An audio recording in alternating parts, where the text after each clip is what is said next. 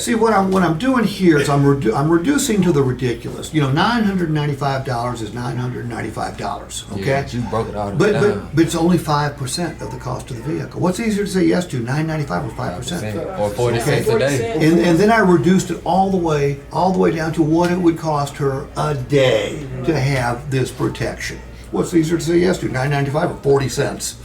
And how you do the math on reducing it to a day? You did 12. said Well, I asked $995. her, I said, how long do you plan on keeping the car? She said Six, seven. seven. Yeah, 6 or six, 7. So I years. used 7. So I took the $995, divided it by 7. Seven. Then divided it by 12, For the then months, divided it 30 by days. Yeah. the days. Look, it's simple math. Okay, and I always have the customer do it too. That's smart, Bill. I like it. You answered all my questions. All right, I hope I didn't miss nothing with the I'm going to mortgage. give you this. Okay? I'm going to send you these videos and the videos I did.